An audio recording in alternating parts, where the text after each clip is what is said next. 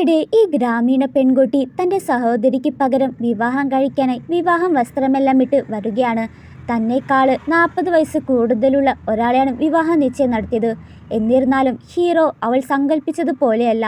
അവൻ മുഖം ഒരിക്കലും വെളിപ്പെടുത്താതെ നിഴലുകളിൽ ഒളിച്ചിരുന്നു.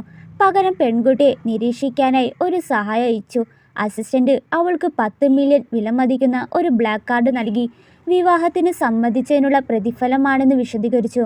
പെൺകുട്ടിക്ക് ഇത്തരം ക്രമീകരണം സ്വീകരിച്ചതിൽ അതിയായ സന്തോഷമുണ്ട്. എല്ലാത്തിനുപരി അവൾക്ക് പണം ലഭിക്കുന്നു. കെട്ടിയാളെ കാണേണ്ടതില്ല. എല്ലാം വളരെ ലളിതമായി തോന്നുന്നു. പക്ഷേ ഒരു നിബന്ധനയുള്ളൂ. വരൻ അടുത്ത 3 വർഷത്തേക്ക് വിദേശത്തായിരിക്കും. അവൻ തിരിച്ചു വന്നാൽ അവൾ അവനെ ഡിവോഴ്സ് ചെയ്യണം. പെൺകുട്ടി ഉടനെ അതിന് സമ്മതിച്ചു. എന്നാൽ ഇതെല്ലാം മുകളിലത്തെ ബാൽക്കണിൽ നിന്ന് എല്ലാം വീക്ഷിക്കുന്ന നിഗൂഢമായ ഹീറോ ആ രംഗം മുഴുവൻ കണ്ട് തൽക്ഷണം അവളൊരു സ്വാർത്ഥതയാണെന്നും പണത്തിനു വേണ്ടി മാത്രം വിവാഹം കഴിച്ച അത്യാർത്ഥിയാണെന്നും മനോഭാവം ഹീറോയിലുണ്ടായി. 3 വർഷം കഴിഞ്ഞു. പെൺകുട്ടി പറഞ്ഞ വാക്ക്, അതായത് ഡിവോഴ്സിൽ ഒപ്പിടാൻ കരാറുമായി ഹീറോയുടെ കമ്പനിയിലെത്തുന്നു. അപ്രതീക്ഷിതമായി അവൾ ലിഫ്റ്റിൽ ഒരു സുന്ദരനായ ഒരാളെ കണ്ടുമുട്ടി. അത് മറ്റാരുമല്ല, ഹീറോ തന്നെയാണ്. അവൻ്റെ നോട്ടം കണ്ടപ്പോൾ അവൾക്ക് ബോധം കെട്ട് വീഴാതിരിക്കാനേ കഴിഞ്ഞില്ല.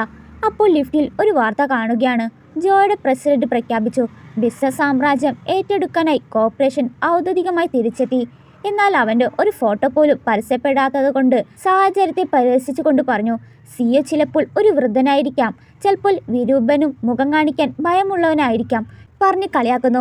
ലിഫ്റ്റിൽ അവളുടെ അരികിൽ നിൽക്കുന്ന ഹീറോ അവളറിയാതെ അവളെ വൃത്തികെട്ടവൾ എന്ന് വിളിച്ചു. പിന്നെ അവൾ ഫ്രണ്ട് ഡെസ്കിനടുത്ത് ജോസിങ്ങിൻ്റെ ഓഫീസ് എവിടെയെന്ന് ഹീറോയോട് ചോദിച്ചു.